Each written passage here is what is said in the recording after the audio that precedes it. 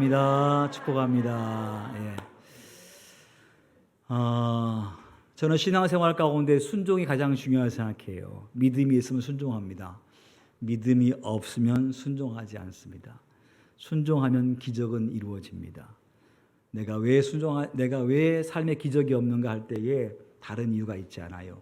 순종하지 않아서 그래요. 왜냐하면 하나님 말씀은 변함이 없거든요. 하나님은 신실한 분이시거든요. 그래서 하나님께 그냥 순종하면 주님은 우리에게 반드시 순종의 값을 허락해 주시는 거예요. 간단할 수 있어요. 어떤 분이 저한테 그러더라고요. 목사님, 교회 부흥 간단해요. 그랬어요. 어떻게 간단해요? 어떻게 간단한데요? 다 교회 부흥 어렵다 그러는데 어떻게 간단한데요? 그랬더니요, 이렇게 얘기하더라고요. 예?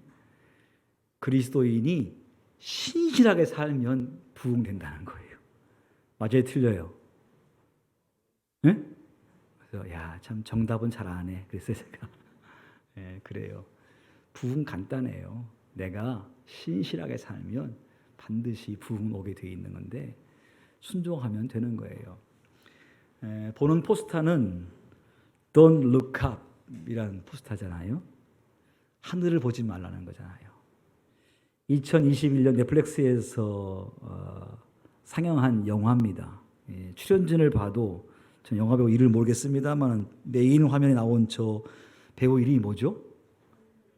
네오 디카프리오 맞아요. 그런 것 같아요. 아주 유명한 배우인데 출연진이 너무너무 훌륭합니다. 그래서 국내에서는 별로 인기가 없다 그러는데 세계적으로 아주 각광받는 영화인데 그 영화 내용은 그런 내용이에요. 한 천문 대학원생이 이렇게 하늘의 별자리를 보다가 어느 날 밤에 하나의 별을 발견하게 됩니다. 처음 보는 별이에요. 매일 보기 때문에 어느 시간에 어느 자리에 어떤 별이 있는 걸 알거든요. 근데 이 대학원생이 이렇게 보다가 처음 보는 별자리를 봤어요. 아무리 쳐다봐도 이거에 대한 기록이 없어요. 최초로 본 거예요, 이 별자리를. 별을 본 거예요. 유성을 본 거예요. 그래가지고 담당 교수인 민디 교수님이 가가지고 교수님 여기 와보시라고 제가 오늘 처음으로 이 행성을 봤다고 해성을 봤다고 했어요. 그러니까 교수님이 이렇게 보더니 맞거든요. 진짜 처음 본 거예요. 그래가지고 가만히 보다가 이 해성이 어떠한 속도로 날아가고 있고 이게 어딜 향해 가고 있고 어딜 향하여 날아가고 있는가를 계산을 해봤어요. 한참 계산을 해보더니 계산의 마지막이 0이 나왔어요. 0이. 그 말은 무슨 말이냐면 이 해성이 계속 날아오면 마지막에는 지구와 정면으로 충돌한다는, 오차가 전혀 없이 100% 충돌한다는 결론이 나온 거예요. 그래서 이민디 교수님이요 답을 지워요. 막 축제를 벌리고 있어요. 새로운 해성 발견했다고 막 좋아하고 있는 때에 교수님 몰래 답을 지워요. 그리고 하는 말이 여러분 돌아가십시오. 다음에 또 만납시다 라고 하면서 그걸 발견했던 학생을 불러요. 이리 와라. 같이 한번 얘기 좀 하자. 봐라. 이 해성이 6개월 14일 후에 약 저 크기가 10kg가 되는 돌덩어리인데 10kg가 되는 돌덩어리인데 저 돌덩어리가 지구와 정면 충돌한다. 멸망이다. 얘기하는 거예요. 이건 긴급 사항이고 이건 1급 비밀의 사건이에요. 그래서 그 교수님이요 당시 미국의 지구방어 합동본부 연락을 해요. 민디 교수고 천문학자인데 오늘 새로운 해성을 발견했다. 근데 이 해성이 지금 지구를 향해 날아오고 있다. 6개월 14일 후면 오차 없이 지구와 정면 충돌한다. 그 크기가 5km에서 10km의 반경이 되는 해성이다. 하고 가르쳐 주었더니요. 호출하는 거예요. 백악관에 바로 연락을 하고 대통령을 만나게 합니다. 민디 교수와 학생이요. 대통령 앞에 섰습니다. 그리고 그 얘기를 그대로 합니다. 근데 대통령은요. 전혀 관심이 없어요. 왜냐하면 앞으로 다가올 중간 선거에서 승패가 있기 때문에 거기에만 관심이 있지 6개월 14일 후에 혜성이 와서 지구가 충돌한다는 이 말에 대해서 전혀 신경을 안 써요. 그리고 하는 말이 뭐냐면 박사님 얼마가 필요해요? 얼마 주면 되겠어요? 이렇게 얘기하는 거예요. 그리고 하는 말이 뭐예요? 이 얘기를 아무에게도 하지 마십시오. 1급 비밀입니다. 선거 끝나고 봅시다. 라고 이 일을 너무 쉽게 그냥 패스시켜버리는 거예요. 근데 천문학자 민디 교수는 이걸 가만둘 수가 없는 거예요. 곧 이 지구가 멸망인데 이거 어떻게 가만히 있겠어요? 그래서 방송에 나갑니다.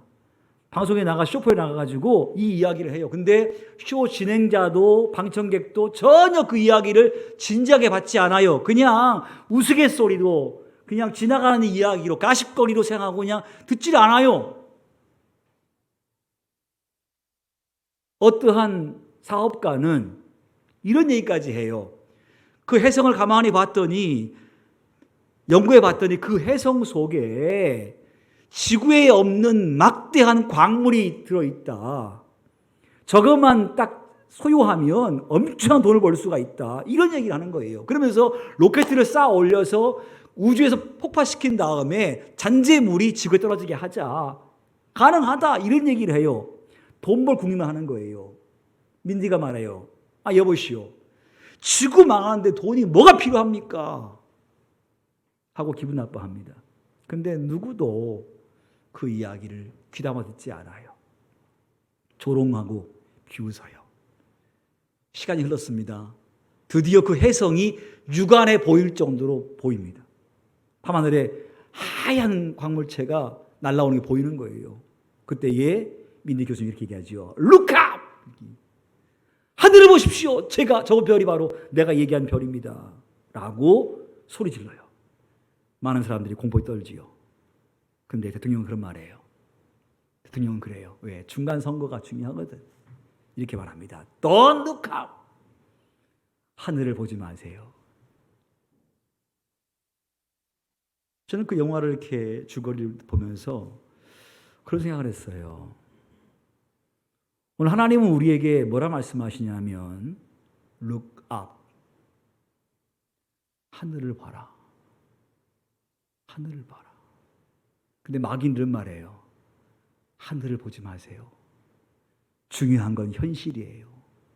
오늘 먹고 살아야 되고 오늘 성공해야 되고 오늘 즐거워야지 굳이 뭘 하늘을 보려고 합니까? 하늘을 보지 마세요. 이렇게 말하고 있는 것 같아요. 여러분, 지금 이 사회와 지구는요, 무엇이 옳으냐, 무엇이 그르냐가 그렇게 안 중요한 것 같아요. 정말 중요한 가늠자는 그게 내게 이익이 되느냐, 이익이 되지 않느냐가 더 중요한 것 같지 않습니까? 정작 중요한 것은 옳으냐, 그르냐인데 이 시대 사람들은 무엇이 옳으냐, 그르냐보다는 그것이 나에게 이익이 되고 내게 좋으면 글러도 눈 딱 감아주고 지지해주고. 왜? 당장 내게 도움이 되니까. 근데 만약에 그것이 아무리 옳아도 내게 싫으면 그거 옳지 않다고 반대하는 시대가 바로 이 시대의 사람들이 아닌가 싶어요. 여러분, 당장이요, 7월 달이면 후쿠시마 원전 오염수를 방출한다고 합니다. 지금 우리나라의 어민들은 난리가 났어요. 방출 안 된다고. 뉴스를 듣듯이 천일염 값이 3배로 뛰었습니다. 2만 원짜리가 6만 원, 7만 원에 팔립니다. 해산물이 비싸게 팔리기 시작합니다. 모두가 아우성인데 일본만은 괜찮다고 얘기하고, 또 세계 경찰이라고 하는 미국마저도 그에 대해서 아무 얘기하지 않습니다. 최소 이럴 때에 미국이 일본에게 향하여서 제재를 하고, 그건 과학적인 근거로 오염된다고 하니 방출을 하지 말라고 해야 될 것 같은데, 이상하게도 미국은 아무 얘기를 하지 않습니다. 미국 교수는 제가 교수님에게 물었어요. 미국은 그에 대해서 뭐라고 얘기합니까? 보도 하나도 안 나옵니다. 그래요? 심각한데요? 예, 보도 안 나옵니다. 일본과 미국이 멀기 때문에 신경도 안 쓰고 아마도 미국과 일본이 서로 그러한 것에 대해서 눈 감아주기로 하지 않았겠습니까? 서로의 이익을 위해서. 내게 이익되니까 미국은 일본을 통하여서 수익을 많이 얻을 수 있고 일본은 미국 등에 없고 자기가 하고 싶은 대로 할 수 있으니 그러한 미략이 있지 않겠냐는 예견들을 하고 있지 않습니까? 내게 이익만 되면 그것이 옳고 그르고 중요하지 않아요.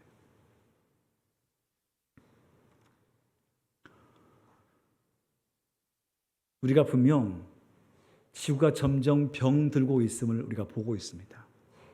날은 점점 뜨거워지고 기온이 제한 수준입니다. 낮 기온이 30도, 40도, 50도까지 올라갑니다. 겨울 추위가 40도까지 떨어집니다. 비가 오면 폭우가 오고 눈이 오면 폭설이 옵니다. 그리고 각종 곤충들이요 도시에 출몰을 합니다. 이상기후에 의해서 귀뚜라미 떼가, 메뚜기 떼가 도시에 출몰을 합니다. 그러한 모든 것은 지금 우리에게 뭘 얘기하고 있습니까? 그러한 모든 현상은 우리에게 뭘 얘기하고 있냐면 하늘을 보라는 거예요. 하나님을 보세요.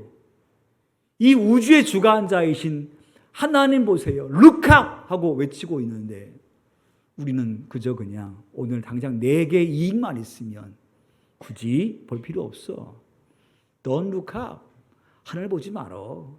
네가 하고 싶은 대로 해. 라고 하는 것이 오늘 우리의 삶이 아닌가 그래요. 여러분, 뭔가 예상을 할 수 있다고 하는 것은요, 큰 축복이고요. 그리고 그 어려움들을 넘어서 더 위대한 일을 이룰 수 있는 놀라운 기회예요. 예상치 아니하면 망하게 돼 있어요. 앞으로 되어질 일에 준비하지 아니하면 망하게 돼 있다고요. 1960년대에 시계 하면 스위스 시계였습니다. 스위스 시계는 세계 90%의 시장을 점유했습니다. 그런데 지금은 8%입니다. 왜요? 디지털 시계가 나올지 몰랐거든요. 정보화 시대를 예상치 아니한 모든 백화시설들은 다 망했습니다. 이렇게 컴퓨터로 정보를 다 모을 줄 몰랐거든요. 그러니 그 유명한 브리테니카 시설도 망했습니다. 131년 전통을 가진 코닥 필름도 망했습니다. 디지털 필름이 나올 줄 몰랐거든요. 메모리가 나올 줄 몰랐거든요. 망한 거예요. 예상했으면 살 수 있을 것인데 예상치 못함을 통하여 망하고 있는 거죠. 오늘 우리의 삶도 마찬가지예요. 충분히 예상할 수 있어요. 모르는 게 아니에요. 이미 성경은 우리에게 다 말씀해 주고 있습니다. 중요한 것은 나는 그 성경 말씀을 볼 것이냐 아니면 그냥 무시하고 내 생각대로 살 것이냐 이 차이가 있는 거죠. 오늘 바울서께서 3차 선교여행 마치고 예루살렘을 향하여 배를 타고 가고 있습니다. 이방 교회에서 보낸 선교비를 가지고 구제헌금을 가지고 예루살렘을 향해 가고 있는데 그가 첫 번째 두로라는 곳에 도착을 했습니다. 두로. 그게 3절의 말씀 나오지요. 두로에 상륙했습니다. 그래서 두로에서 일주일 동안 거기에 머물면서 두로에 있는 제자들을 만났습니다. 그리고 함께 교제하는 동안에 두로에 있는 제자들이 이렇게 말해요. 성령의 감동으로 그랬어요. 4절 말씀 보니까 그 제자들이 성령의 감동으로 하는 말이 뭐냐면 바울이 하는 말이 예루살렘에 들어가지 마세요라고 성령의 감동으로 이야기해 줍니다.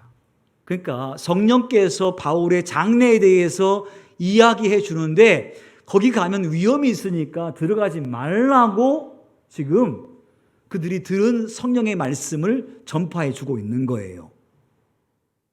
근데 바울은요, 그 얘기 듣고 전혀 흔들림이 없이 그냥 예루살렘을 향하여 간다는 겁니다. 왜 고난이 있다고 가르쳐주면서 가지 말라 했건만 왜 바울은 굳이 그 얘기 듣고도 올라가느냐는 거죠. 자, 그 후에 그 배가 어디에 왔냐면 8절 말씀 보니까 가이사라에 이르렀어요. 가이사라에 이르러서 빌립 집사님 집에 갔습니다. 거기서 여러 날을 머물고 있을 때에 10절 말씀 보니까 아가보라는 예언자가 거기에 왔습니다. 이 아가보는요, 예언자인데 아주 정통하고 신령한 예언자예요. 사도행전 11장 28절 말씀 보게 되면 아가보가 예언을 해요. 천하에 흉년이 될 것이라고 예언했는 대로 글라우디오 때에 천하의 흉년이 들어요. 그러니까 예언한 바대로 이루어집니다. 그 아가보가 와가지고 어떻게 하냐면 바울의 띠를 뺏어가지고요, 자기의 수족을 묶어요. 그리고 한 말이 뭐냐면 이 띠 임자가 예루살렘 올라가면 이렇게 잡힐 것입니다라고 보여주어요. 그러니까 드로에서 한 말이 더 구체적으로 어떠한 어려움을 당할 것을 가르쳐 주고 있는 거예요. 예루살렘 올라가면 고난당합니다. 잡힙니다. 그리고 고통당합니다. 라는 이야기를 성령께서 가르쳐 주어요. 자, 이때에 과연 여러분은 바울이라고 하면 어떻게 하시겠어요? 자, 앞에 어려움이 예상된다고 주께서 내게 말씀해 주셨어요. 올라가면 고통당합니다. 실패합니다. 잡힙니다. 가르쳐 주었어요. 여러분이라 한다면 어떻게 하시겠습니까? 그것도 성령께서 가르쳐 주신 사건이에요. 자, 올라가야 맞아요? 아니면 올라가지 말아야 맞아요? 네? 아무 생각이 없어요? 네? 아마 대부분 다 그럴 거예요. 올라가지 말아야 맞다고. 왜? 올라가면 고난당하니까. 근데 바울은요, 올라갑니다. 드로에서도 막았지만 배 타고 가이사라까지 왔고, 가이사라에서도 그는 포기하지 아니하고 올라갑니다. 우리는 올라가기 싫은데 왜 바울은 올라갈까요? 성령께서 하신 말씀인데 그 말을 들었으면 올라가지 말할 것 같은데 왜 바울은 굳이 올라가겠다고 합니까? 왜 그래요? 도대체 그 이유가 뭐예요? 여기에 차이가 있습니다. 여러분, 형통이란 말을 아시지요? 형통이란 뜻이 무슨 뜻이죠? 자기가 원하는 대로 모든 것이 잘 되면 그걸 뭐라고 얘기해요? 형통이라고 해석을 해요. 그게 구구적인 의미예요. 내 뜻이 다 이루어지는 것을 형통이라고 얘기해요. 만약 그리스도인도 그렇게 해석하면 예루살렘에 올라가면 안 돼요. 어느 인생이 어려움 당하고 싶겠어요? 어느 인생이 핍박당하고 싶겠습니까? 사람은 다 어려움 피하고 싶은 거예요. 그냥 안전하게 편하게 어려움 없이 살고 싶은 것이 인간의 마음이듯이 바울의 마음도 똑같은 마음이었을 겁니다. 근데 왜 그는 굳이 올라가지 말라고 제차로 그렇게 자세하게 설명해 주어도 왜 그는 계속 올라가겠다고 하는 거냐고요. 최소한 바울이 정리한 형통은 사람들이 말하는 형통이 아니라는 거지요. 우리의 형통은 내 뜻대로 되는 게 형통이지만 바울의 형통은 내가 어려움 당해도 하나님의 역사가 내게 이루어진다고 하면 나는 기꺼이 육신의 어려움을 감당하고라도 올라가겠다는 거예요. 이게 바로 바울의 형통 개념이에요. 최소한 저와 여러분의 개념 속에서 내 인생 속에서 형통이 뭐냐 할 때에 나를 통하여서 하나님의 역사가 일어나고 나를 통하여서 하나님의 일이 이루어진다고 하면 기꺼이 내게 어려움이 다가온다 할지라도 힘든 상황이 된다 할지라도 나는 그거 감수하고 올라갈 것이고 그리고 하나님의 일을 이룰 때에 그것은 내 인생의 형통이다라고 고백을 해야 될 줄 믿습니다. 바울은 최소한 그 마음이 있었기 때문에 올라가지 말라 그래도 그는 올라가는 거예요. 쉽지 않아요. 쉽지 않아요. 두로에 있는 성도들이 바울에게 와서 말하기를 바울소요, 예루살렘에 들어가지 말라고 합니다. 성령께서 들어가지 말라 하십니다. 근데 바울은 그 말 듣고도 전혀 흔들림이 없이 갈 겁니다 라고 얘기합니다. 올라가지 마세요. 잘은 모르겠으나 좋지 않은 일이 발생할 것 같아요. 올라가지 마세요 라고 했지만 바울은 아닙니다. 저는 갈 겁니다 라고 얘기해요.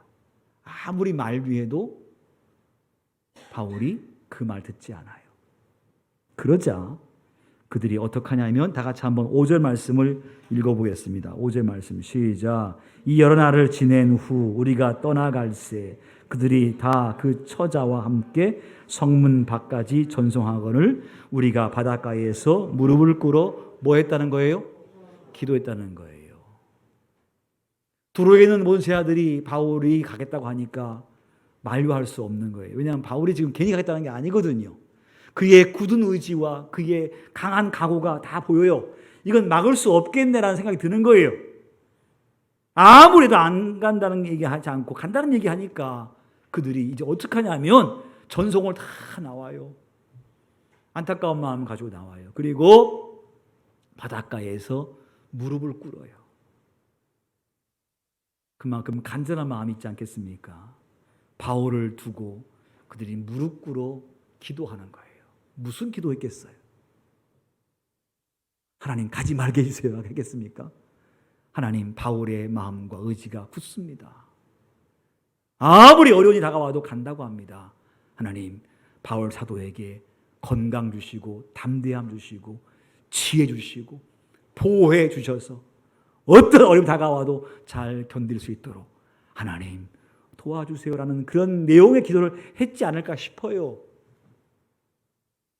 왜? 기도하지 아니하면 그 어려움 감당해낼 수 없으니까. 하나님의 일은 하나님의 능력으로 하는 것이지 내 결단과 내 의지로 하는 거 아니에요. 우리가 보잖아요. 매일 실패하는 거. 마음은 원이지만 육신이 약해서 못해요. 그게 우리예요. 근데 할 수 있는 비결은 뭐냐면 기도하면 주께서 그 일을 하게 하시는 거예요. 여러분 예수님께서요 십자가형을 당하실 것을 아십니다. 이미 아셨고 이제 그것이 곧 이루어질 것도 압니다. 그 고통이 얼마나 처절한지 피하고 싶은 고통입니다. 예수님도. 그랬을 때 주님이 어떻게 해요?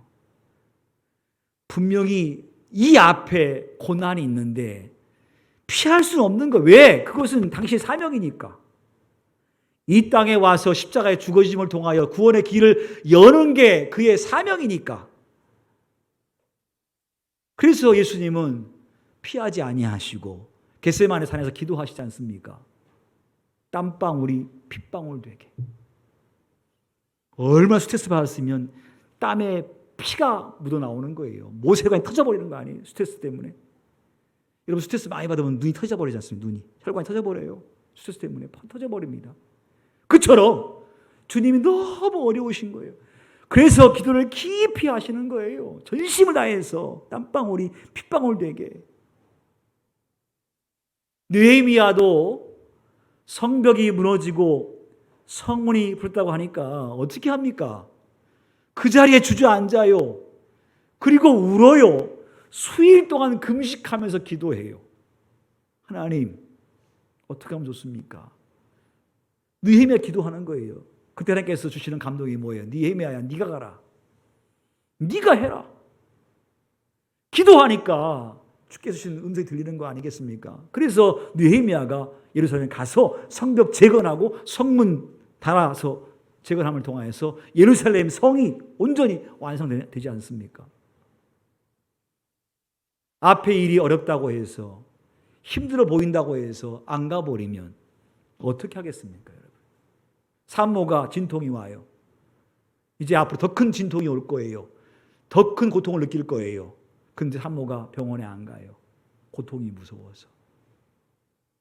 뻔해요, 결과는. 그건 가야 되는 거예요. 어렵다고 피해버리면 산모 죽고 아이 죽어요. 그러나 병원 가서 아이를 낳는 게 사명이니까 가서 고통을 겪으면서 낳았을 때에 드디어 그에게 형통이 온 거 아니에요? 건강한 아이가 출산이 됨을 통하여서 형통이 된 거 아닙니까? 맞아, 안 갔다고 하면 어떻게 되겠습니까?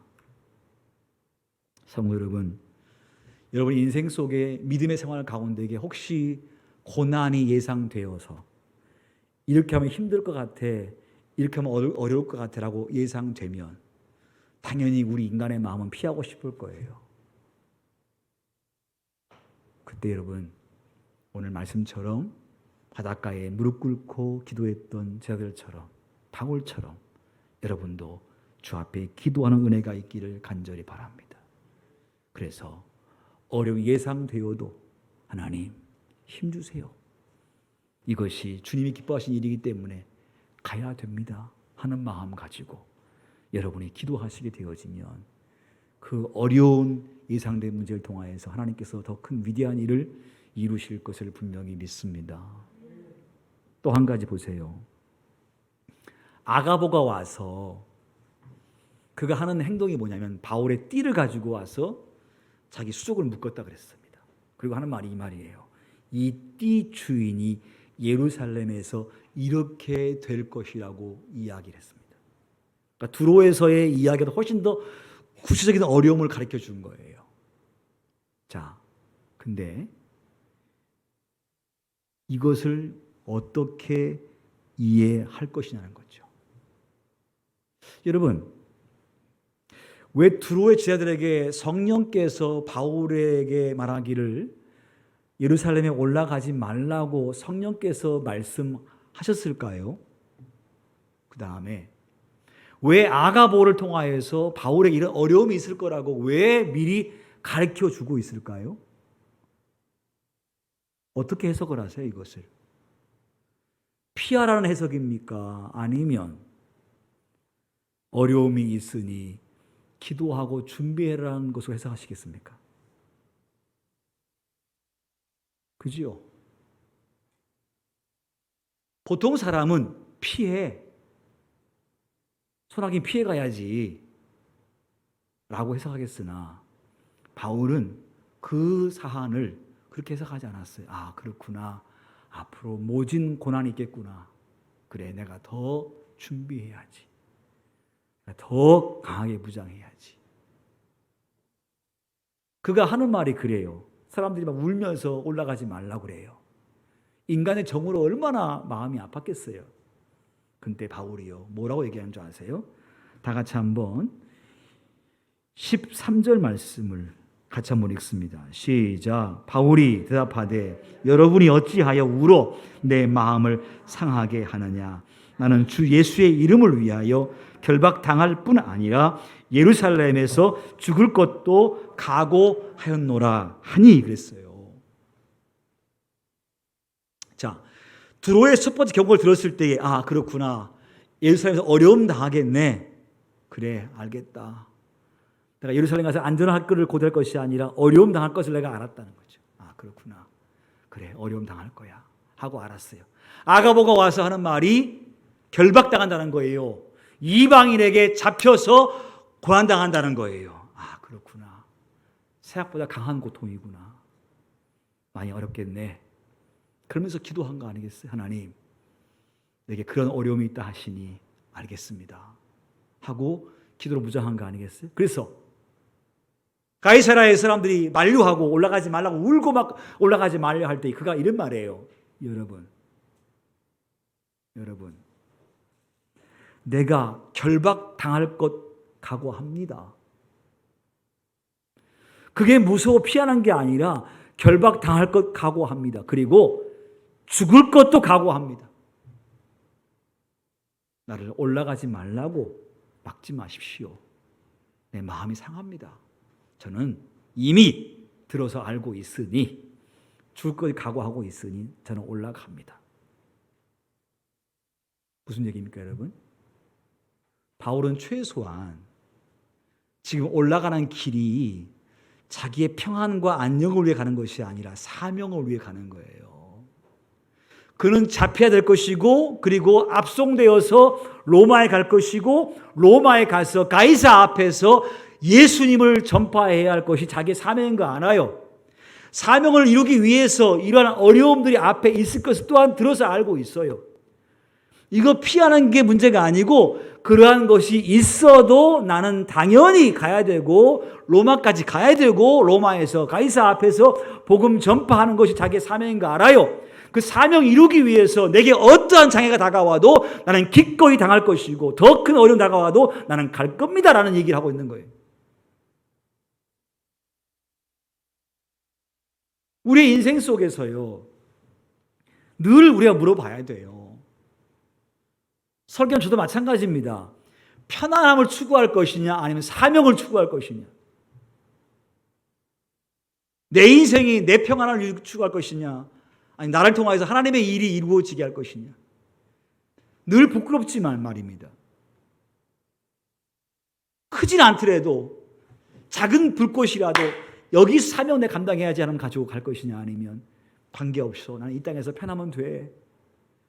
하나님은 계속 나에게 룩합 하늘을 봐 라고 해도 안 봐요. 하나님 내 삶이 중요하지 그게 뭐 중요해요. 넌 룩합 안 봅니다. 하나님. 목사님 모여가지고 함께 대화하는 게 뭐 목회 얘기지 않습니까? 코로나 끝나고 나서 교회에 변화가 많이 생겼다는 거예요. 어떤 교회는요 오후 예배 안 드린대요. 왜 안 드려요? 밥을 못 한대. 왜 밥 못 해요? 2년 지난 후에 코로나 끝난 다음에 이제 밥하라고 하니까 성도들이 모두가 뭐라 그래요? 밥을 어떻게 해요? 코로나 이전에 다 했던 거거든요. 2년 동안 안 하고 나니까 코로나가 이제 끝나고 나서 하라고 하니까 다 못 한다는 거. 그 힘들고 그 어렵고 일주일 내내 일하고 피곤해 죽겠네. 왜 주일까지 교회 와가지고 봉사시키냐고. 좀 주일마다 쉬게 해야지. 왜 주일마다까지 밥하라고 하시냐고. 막 다 나가 떨어져 버린다는 거예요. 그러니까 어떤 목사님이 그거 어떡하나. 오후 예배 드리려면 밥 먹어야 되는데 답이 안 나오는 거예요. 그래가지고 오후 예배 없애버렸다는 거예요. 대체적으로 그냥 이제 대체한 게 뭐냐면 유튜브로 동시 영상으로 송출하면 집에서 보는 거 그거 하고 있다는 거예요. 근데 잘하고 있대요. 잘하면 다행입니다라고 생각하지만 뭔가 씁쓸해. 어떤 교회는 봤더니요 식사 준비 안 한다는 거예요. 그래서 어떻게 하니까 고민하다 보니까 김밥을 사가지고 그 오후 예배 드리는 사람 김밥 다 먹인다는 김밥 컵라면. 또 어떤 교회는 1인당 7,000원씩 계산해가지고 도시락을 시킨다는 거예요. 그 7,000원씩 그러면 이제 교회에 모인 사람들 개수를 시청하면 교회들이 도시락 먹고 오후 예배 드린다는 거예요. 어떤 교회는 찰밥을 만든다네요. 찰밥을 시킨다는 거예요. 찰밥 시키면 찰밥이 오면 교회에서는 김 준비하고 김장김치 내놓으면 성도들이 그거 사 먹고 점심 때운다는 거예요. 그래서 저는 그 얘기 들으면서 야 그래도 우리 교회 성도들은 우리 교회 권사님, 집사님, 봉사하신 분들은 참 착하다. 제가 하라고 하니까 밥은 못한다 할지라도 국수라도 끓이려고 하니까 참 착하네.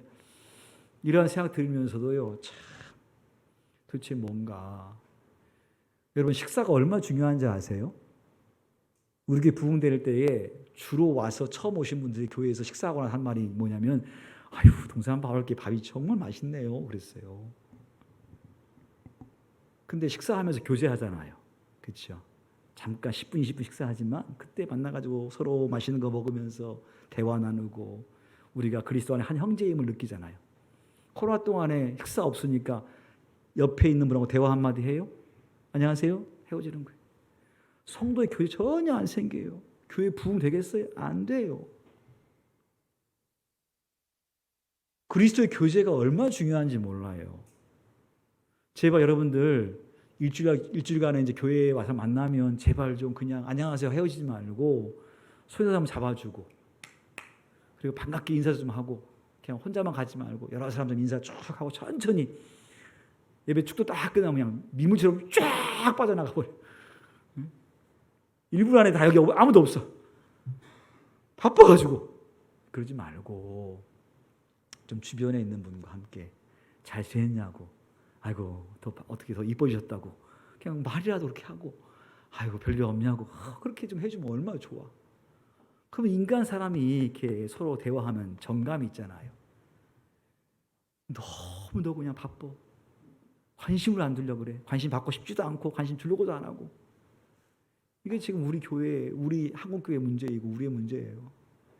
그러니까 오늘부터 나가기 전에 옆 사람 한 5명과 인사하고 나가. 알았어요? 최소한 5명하고 처음 본 사람도 모르는 사람도 하여간 무조건 인사하고 이렇게 웃어주면 그분이 교회 안에서 뭐 느끼겠어요? 사랑 느끼지 않게 사랑? 사랑 느끼면 교회는 부흥하게 돼 있어요. 썰렁해, 삭막해 이러면 사랑 못 느끼잖아요. 지금 보면요. 나는 지금 사명을 따라 사는 사람인지 아니면 인간의 편안함을 따라 사는 사람인지 잘 생각을 해봐야 돼요. 내가 왜 교회 봉사하려고 합니까? 과연 편안함 때문입니까? 사명 때문입니까?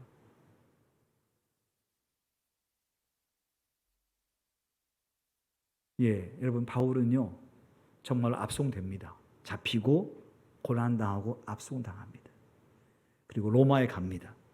로마에서 복음 전파합니다. 그리고 감옥에서 죽습니다.